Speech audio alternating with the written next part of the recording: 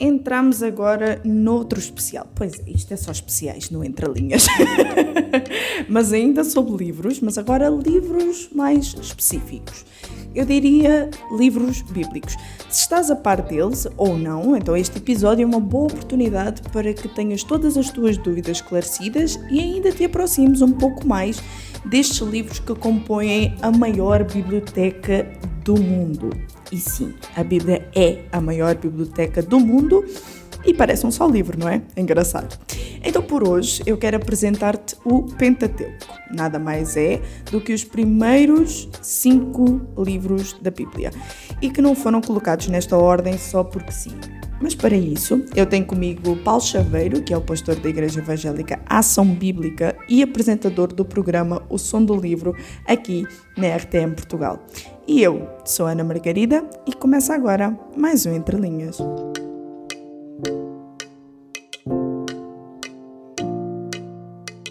Paulo, o Pentateuco ele já não é novidade para mim, para si também não, eu acredito, e É talvez verdade, como eu. é verdade, é verdade. O Paulo tem algum livro do Pentateuco que é mais especial, ou pelo menos você também deve ter aquele livro que tem vontade de passar à frente devido aos detalhes específicos, às genealogias e outras coisinhas chatas que nós consideramos chatas, mas não Yeah. estão lá à toa. Não, não. Mas, bom, faz-te conta que fala apenas para quem não sabe nada acerca destes 5 livros da Bíblia, que são os primeiros. Uhum. O que é que nos poderia dizer sobre o Pentateuco? O que é? Quem escreveu? Hum. Qual é que é o propósito de cada livro? Resumidamente, que é uma bomba, Pentateuco mas... obviamente, os 5 primeiros livros da Bíblia, portanto, tem essa designação de Penta, por causa da expressão 5, portanto, vem dessa origem, e retrata, na realidade, o início de tudo, mas ao mesmo tempo, essencialmente, o início da nação de Israel. Portanto, começa pelo livro do Gênesis, que tem essa designação, livro dos princípios, seria literalmente traduzido para o português como livro dos princípios, e ali está retratado o princípio de tudo, o princípio do universo, o princípio da humanidade, o princípio da diferença de línguas que existe no mundo, o princípio da nação de Israel, obviamente, e o princípio da aliança de Deus com o povo. Então, é o livro dos princípios. Se queremos entender princípios de vida, o livro do Gênesis é fundamental. O princípio do casamento, eu tenho usado muito esse livro para falar sobre a vida conjugal. Depois temos o livro do Êxodo, que aí é fácil de nós entendermos, ainda hoje usamos essa expressão, não é? O Êxodo é a saída, neste caso a saída do povo de Israel, nós usamos essa expressão, o êxodo rural, portanto as pessoas que saem das zonas rurais para as cidades, portanto ainda usamos essa expressão, é o Êxodo, livro que retrata a saída do povo de Israel. Depois temos o livro de Levítico, que trata das leis, essencialmente da legislação do povo de Israel. O livro de Números e Deuteronômio tem essa função. O livro de Números é muito, e é esses que às vezes a gente não gosta tanto, porque retrata uma série de números, e o povo de Israel era este número, e a tribo tal tinha este número, e acaba por ter muitos números acerca da família. Isso é um texto que retrata muito a importância daquelas tribos e daquelas famílias. E o livro de Deuteronômio acaba por fechar o ciclo desses 5 livros como uma repetição da lei, mas também, acima de tudo, a reafirmação da aliança que Deus estabelece com o povo. E tem lá textos fundamentais, aliás, é dos livros do Pentateuco mais citado nas Escrituras. Então acaba por ser um livro estrutural para a compreensão teológica, a ideia de Deus, o que é que Deus estava a querer fazer com o povo, a questão da bênção e da maldição. Aliás, ainda hoje os israelitas citam Deuteronômio 6, verso 4, não é? Ouve, ó Israel, o Senhor teu Deus será o teu Deus, amarás ao Senhor teu Deus todo o teu coração, toda a tua alma, todo o teu entendimento, toda a tua força.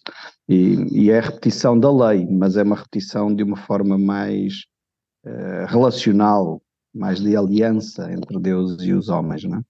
Então, eu já fui dizendo qual é o livro que eu prefiro, não é? Porque já citei aqui algumas vezes mais o livro preferido do Pentateuco. Mas pode ser que possa depois escrutinar um bocadinho melhor a resposta. Yeah, sim. Eu estava agora aqui a pensar no seguinte, não é uma pergunta programada, mas estava a pensar no seguinte, será que números nós não podemos também considerar um livro de censo? Os censos costumam haver aí, não é? De X em X anos, mas Sim, eles sim, no sim, caso não sim. fizeram de X em X anos, eu penso eu. Será que podíamos Não, considerar isso? não, aliás, ali é dado para o povo perceber, é muito, apesar de ser muitos números, mas é dado acima de tudo para o povo perceber aquilo que é a identidade. A Hum, nossa identidade está muito vinculada à nossa herança familiar, àquilo que nós somos, àquilo que recebemos, à nossa cultura, e isto tem sido tema de conversa, agora até mais este período de eleições, que se apresentam depois partidos muitas vezes até xenófobos com essas questões, mas a identidade tem que nos transportar para a nossa herança familiar. O que é que somos, de onde viemos e porquê é que estamos aqui? Essas perguntas básicas da filosofia. uhum, E o livro de números, apesar de ser muito cansativo, porque é repetitivo, tem muito, tem muito número, por isso é que se chama livro sim. de números, acaba por ser estrutural nesse sentido de percebermos o pensamento de Deus quanto à família, porque começa lá em Gênesis, não é? Quando Deus diz a Uhum, Abraão, no capítulo 12, Deus escolhe Abraão, lá da terra de Ur dos Caldeus, da zona uhum, da Babilónia, do atual Iraque, Irão, e te leva-o para Canaã e diz: Tu vais ser uma bênção, e eu te abençoarei, e quem te abençoar será abençoado. E em ti, Abraão, e na tua descendência, Paulo depois recupera isto mais tarde, serão benditas todas as famílias da terra. Portanto, isto no sentido que é importante sabermos a nossa identidade para abençoarmos os outros e não para nos tornarmos xenófobos, não para ficarmos hum, isolados na nossa casca, na nossa família, a nossa casta. Isto é muito hinduísmo, não é? uhum. Às vezes os cristãos tornam-se muito hindus. Ficamos fechados na nossa casta, os perfeitos, os bons, e essa não era a intenção de Deus. Não é? Claramente em Abraão a promessa era que ele abençoasse todas as famílias da terra. Portanto, não era para ele ficar cheio de si mesmo, cheio de vaidades e orgulhos, mas era Uhum. para ser um veículo da bênção de Deus para a humanidade. Não é? Então, Fantástico. é muito interessante quando a gente começa a perceber as várias ligações entre os livros e o que é que eles na realidade significam, o propósito de cada um deles para traduzir a Uhum. vontade de Deus para a humanidade acaba por ser muito rico, não é? Uhum. E agora fui apanhada de surpresa. Eu até estava aqui a pensar, uma das perguntas que tinha era que o Paulo pudesse trazer um contexto específico de cada livro, mas já acabou por fazer isso até numa pergunta anterior. Mas Uhum, para nós passarmos a conhecer um pouquinho mais acerca da história deste povo, porque é o início de tudo. Não só uhum, de um povo, mas também da humanidade, e nós estamos incluídos nela, obviamente. Há aqui o relato de personagens bíblicas que são extremamente corajosas, são personagens que nós ainda hoje citamos e que sabemos elas de cor e salteado, mas a verdade é que durante a leitura desses 5 livros, nós podemos ver, pelo menos é a perspectiva que eu tenho, que Deus faz continuamente alianças com pessoas, faz continuamente alianças com um povo e acaba sempre por recordá-las também. Alianças essas que nós acabamos por também ser, como é que eu ia dizer, privilegiados por elas hoje em dia. uhum, Então, uhum. o que é que o Paulo poderia desenvolver sobre isso? Essas, costumamos dizer Deus é um Deus de alianças, não é? No sentido que ele quer demonstrar a sua fidelidade à humanidade. Portanto, Deus não. Já passámos por várias fases filosóficas acerca da pessoa de Deus, e Nietzsche, né, dizia que Deus está morto. Portanto, isso foi talvez Uhum, o ex-libris enfim, da ignorância humana. Mas, obviamente, já passámos por muitas fases relativamente à percepção que temos de Deus. E o Pentateuco, e toda a Bíblia em geral, mas o Pentateuco em particular, é o livro das alianças, onde Deus estabelece aliança com Adão, e Adão faz o que faz. uhum, Estabelece aliança com Noé, e Noé faz o que faz. Logo a seguir a ter sido liberto, apanha uma grande bebedeira. Mas aquilo também devia ser a fruto da depressão de estar fechado tanto tempo na arca. Mas, e quebra, enfim, ele próprio quebra a aliança e acaba por trazer maldição à sua família. Depois Deus estabelece aliança com Abraão e depois com Isaac e com Jacó, uma aliança reconfirmada, no sentido de que Deus não é como nós, e isto, o importante, acho eu, mais do que perceber a nossa identidade, o nosso propósito, que é muito importante, e a Bíblia dá-nos essas ferramentas, dá-nos essas orientações, é perceber quem é Deus. E há um texto que se repete depois, desde o livro do Gênesis, vai-se repetindo, depois lá em Deuteronômio volta a repetir-se, e depois vai-se repetir até ao fim da Bíblia, até o livro do Apocalipse. Eu serei o vosso Deus e vocês serão o meu povo. Eu desafiava os nossos ouvintes a sublinharem quando encontrarem na Bíblia essa frase. Eu serei vosso Deus e vocês serão meu povo. Eu serei vosso Deus e vocês serão meu povo. E isto é um refrão que vai ser encontrado em todas as Escrituras e culmina lá no livro do Apocalipse, capítulo 21, onde Deus vai reafirmar isso. Eu serei o vosso Deus e vocês serão o meu povo. Este eu creio que é um dos grandes propósitos das Escrituras. A reafirmação de quem Deus é, a sua glória acima de todas as coisas, mais do que um ser humano. Ainda que está muito do ser humano na Bíblia, porque é muito humano, mas acima de tudo é sobre a glória de Deus. O Pentateuco é sobre a glória de Deus, e isso a gente vê textos lindíssimos de Moisés, quando o povo peca e Deus diz a Moisés, eu vou terminar com este povo, e Moisés intercede, e nós entendemos a importância da oração, intercede pelo povo e diz ok, eu não vou exterminar o povo, e Moisés diz, se tu não fores connosco, eu não quero ir daqui. Esta percepção que nós, seres humanos, esse homem que é o gigante, que é Moisés, mas mais do que Moisés, é Deus que se revela de uma forma incrível a Moisés, e ele tem essa percepção de que sem Deus não vale a pena viver. Então, se tu não fores connosco, eu não quero sair daqui, não é? E é aí que Deus vai usar frases que ecoam pela história, onde depois Paulo recupera essas frases, não é? Eu terei misericórdia de quem terei misericórdia, não é? E Deus não inocenta ao pecador, coisas assim, vem dali do livro do Pentateuco, não é? Então, Exatamente. é muito quando a gente consegue perceber este filão de ouro que está lá nas Escrituras, começamos a perceber a glória de Deus, que é muito para além da tentativa que nós temos de encaixotar Deus nas nossas compreensões, nas nossas limitações, nas nossas teologias, porque nós queremos sempre, e fazemos bem, queremos entender Deus, né? Queremos ter esse conhecimento de Deus que as Escrituras nos desafiam a ter, mas Deus não se encaixa nos preconceitos humanos, não é? É muito maior do que tudo isso, e o fim último, quer do Pentateuco, quer da Bíblia, é revelar-nos essa glória extraordinária de Deus, e vivermos nessa presença de quem Ele é, conhecer Deus. Textos lindíssimos lá em Números, não é? Quando diz que toda a terra se encherá da glória do Senhor, como as águas cobrem o mar. Só pensar nisto fascina-me, não é? A mim, pelo menos, leva-me para outro patamar. Toda a terra cheia da glória do Senhor, isto é incrível. Eu estava aqui a pensar, porque um dos livros que ressalta muito a maneira como Deus realmente quer um povo e educa um povo é o livro de Êxodo, tanto que quando são dados os 10 mandamentos. Isto porquê? Porque eu estou a associar tudo aquilo que o Paulo está a falar acerca de, é para mostrar a glória de Deus. E é engraçado que o primeiro mandamento, nós às vezes temos eles tão inculcados na nossa cabeça, mas pela ordem errada, que é os mais simples, não matarás, não roubarás e por aí vai. Quando na verdade o primeiro é não terás outros deuses diante de ti. Acabou. Não vai haver outro Deus. E então o Paulo está a falar sobre a glória de Deus e, na verdade, o que Deus mais vem inculcar durante esses 5 livros é que nós somos muito suscetíveis desde a queda a adorar outra coisa que não seja Ele, a ter as nossas, os nossos preconceitos em relação a Deus, e às vezes queremos criar um Deus à nossa própria imagem e semelhança. Esse foi o erro de Adão e Eva. Desde o princípio, a mim faz-me confusão, num certo sentido, mas eu depois identifico-me tanto com eles, porque somos muito Adão.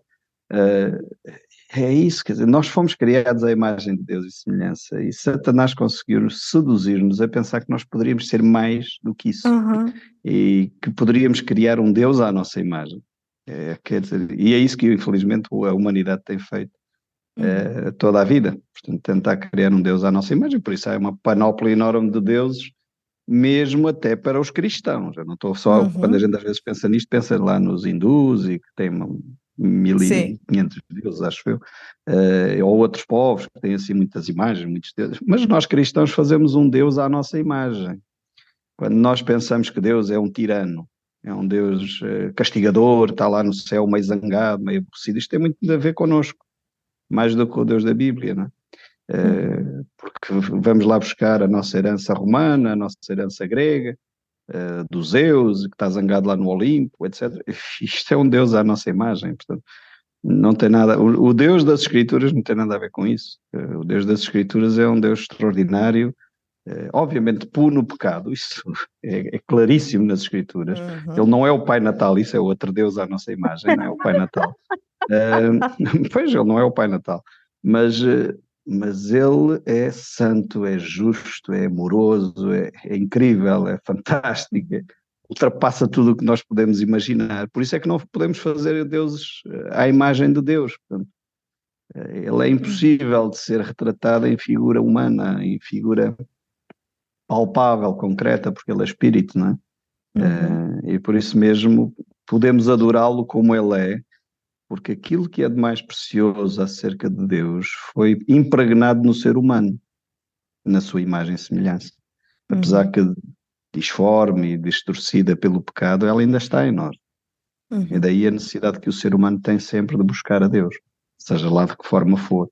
Agora era bom buscá-lo de acordo com as Escrituras, de acordo com a imagem que é retratada na Bíblia, porque aí teríamos muito mais ganhos quando olharmos para o Deus das Escrituras, não é? E o Pentateuco, então, é fenomenal nesse sentido. Mas o homem é ridículo, estava-me agora a lembrar, não é? O povo de Israel sai do Egito, atravessa o Mar Vermelho, um milagre incrível, e a seguir o que é que eles fazem? Um bezerro. E Exato. dizem, este foi o Deus que nos tirou do Egito. Mas eles não viram que não foi. Exatamente. Faz-me uma confusão enorme. Mas depois eu tenho que me identificar com o povo de Israel, quantos milagres Deus opera, e a seguir nós vamos e fazemos as coisas à nossa maneira, já não olhamos para as Escrituras, temos um problema e vamos recorrer à nossa sapiência humana, quando deveríamos estar a confiar em Deus e depender dele. Enfim, não somos tão diferentes assim como gostaríamos desse povo lá retratado no Pentateuco, não é? Mas A única diferença é que a gente não está a relatar um livro, porque senão também não estava está sempre escrito. lá. E fez o que era errado aos olhos de Deus. E fez o que era errado. Exatamente, não, era triste a gente depois de calcar e olhar, a minha vida afinal não é tão diferente da do povo de Israel. Se calhar não fiz um bezerro, espero eu, mas se calhar fiz outros bezerros, fiz outras coisas. E às vezes Deus opera milagres e a seguir eu estou a atribuir ao meu curso superior, ao meu empenho no trabalho, à minha dedicação. E estes são os nossos bezerros de ouro, não é? E aí de quem toque nisto, não é? Sem dúvida Então temos alguma. problemas. Sem Então dúvida não alguma. mudamos muito. Infelizmente não, mas ainda bem que temos Jesus, porque senão estávamos todos Ah, tramados, literalmente. exatamente. Exatamente. Aliás, Cristo vem exatamente para demonstrar que o primeiro Adão, ou o fracasso do primeiro Adão, é possível ser superado, não é? Paulo vai dizer isso em Coríntios e aos Romanos. Ele vai dizer o segundo Adão, que ressuscitou, traz para nós a possibilidade de vencer o pecado. E é por isso que ele tem aquela ideia brilhante, enfim, inspirada por Deus, onde abundou o pecado, superabunda a graça de Deus. Ou seja, ele dá-nos a capacidade agora em Cristo Jesus, não pela nossa força, não pelo nosso conhecimento do bem e do mal, mas pelo conhecimento de Deus, que é uma outra coisa muito diferente, que é a vida eterna, como diz João. Nós podemos agora sim viver numa outra realidade, de acordo com o segundo Adão, que é Cristo, e não de acordo com o primeiro Adão. E nós temos que fazer essa escolha. Por isso é que temos que invocar o nome do Senhor para ser salvos, não é? Todo aquele que invocar o nome do Senhor será salvo. Esta ideia da identificação, da identidade de Deus, Cristo em nós, é estrutural para uma saúde mental, uma saúde espiritual, uma saúde física incrível. É por isso que é tão estrutural invocar o nome do Senhor. Que não é só, ai Jesus, invocar o nome do Senhor não é dizer, meu Deus, não é isto. É viver em função da identidade que Deus tem, do segundo Adão, que trouxe para nós aquilo que era o referencial de Deus para a humanidade em Gênesis, portanto, ainda nem saímos do Pentateuco, e continua Cristo a dizer é possível viver uma vida diferente daquela que nós temos. Na dependência de Deus e no conhecimento de Deus, em vez de termos ido à árvore do conhecimento do bem e do mal. Que foi a nossa estupidez, não é? Pensar que nós poderíamos definir o que é certo e errado, em vez de depender do certo de Deus e do errado de Deus, não é? E Do é conhecimento que maravilhoso temos de Deus. saber que logo no início também já Cristo é demonstrado. Ali já está a Sim. derrota do mal, logo no início também. Sim, No sim, início sim. corre tudo mal, mas é no início que também há Deus resposta tinha para esse isso. plano, não é? Né? Quando nós olhamos bem as Escrituras, vamos ver que antes da fundação do mundo, Deus já Exatamente. amava Cristo e Cristo já tinha um plano de redenção para a humanidade. Ou seja, o pecado do homem não foi, sim, Deus ficou assim, epá, E agora o estes que é que eu fulanos fizeram faço? uma coisa que eu não estava nada à espera e agora como é que eu Exato. resolvo isto? Obviamente não foi assim, não é? Eu Agora, quanto não é mais eu Deus penso que é sobre isso, mais fico responsável pelo doida. pecado do homem, de maneira alguma. O Exato, homem é responsável exato, pelas suas decisões. Isso é claro nas exato. Escrituras. Mas não surpreendemos Deus com o nosso pecado. Por isso Deus já tinha uma solução para apresentar ao homem. Tal segundo Adão, que é Cristo Jesus, como Paulo diz. É fantástico. Bom, para terminar, e eu já sabendo, porque o Paulo já deu spoiler, Deuteronômio é o seu livro, já percebi isso. Do Pentateuco, se tivesse que escolher do Pentateuco, sem dúvida, porque é o mais citado pela pessoa de Jesus Cristo. Aliás, Mas quando qual é temos assim, a várias mensagem referências, central desse livro que cativa o Paulo de uma forma a dizer, é o meu preferido do Pentateuco? a primeira é a aliança, né? Deus lá no capítulo 30 vai dizer ao povo, eu coloco hoje diante de vocês a bênção e a maldição, escolham, a vida e a morte. Vocês têm a oportunidade de escolher. Nós, seres humanos, temos essa... Deus é tão bom que Ele não obriga ninguém. Eu às vezes gostava que Ele obrigasse, se Ele fosse mais impositivo. Vocês não podem pecar, ponto final. Mas infelizmente não é assim. Infelizmente cometemos muitas asneiras. Agora, o livro de Deuteronômio define isso. Deus coloca diante de nós a vida e a morte, a bênção e a maldição, e nós temos essa possibilidade de escolher entre seguir a Deus ou não seguir a Deus, e o povo de Israel é o exemplo que muitas vezes não seguiram, não é? Mas acima de tudo é perceber algumas frases que o próprio Jesus apropria para si. É de Deuteronômio que vem esta ideia, maldito todo aquele que é pendurado no madeiro, portanto, e obviamente vem do livro de Deuteronômio. É de Deuteronômio que vem a ideia, nem só de pão viverá o homem, mas toda a palavra que procede da boca de Deus. Então, é um livro cheio de significado, nesse sentido escatológico, para a pessoa de Jesus Cristo, e desde aí a gente já começa a ver tantas profecias que Jesus vai viver a partir do livro de Deuteronômio, não é? E é por isso que eu aprecio tanto o livro de Deuteronômio. Ele tem tantas ligações ao Novo Testamento e tantas citações do Novo Testamento, é talvez dos mais citados da Bíblia, do Pentateuco, é dos mais citados, quer no Velho Testamento, quer no Novo Testamento. Então torna-se estrutural para a nossa teologia, para a nossa fé, para o nosso conhecimento de quem Deus é, não é? É por isso que eu aprecio tanto o livro de Deuteronômio. Os outros eu também aprecio muito, apesar de ter assim por causa destes aspectos mais que eu estimo mais, não é que eu não gosto dos outros, eu gosto de toda a Escritura, porque toda ela é inspirada por Deus e ela é proveitosa para o nosso ensino, etc., como diz lá Paulo a Timóteo. Então é uma riqueza muito grande, é por isso que eu aprecio o livro de Deuteronômio. O Entre Linhas contou com a participação especial de Paulo Chaveiro e com a apresentação de Ana Margarida. Realização RTM Portugal.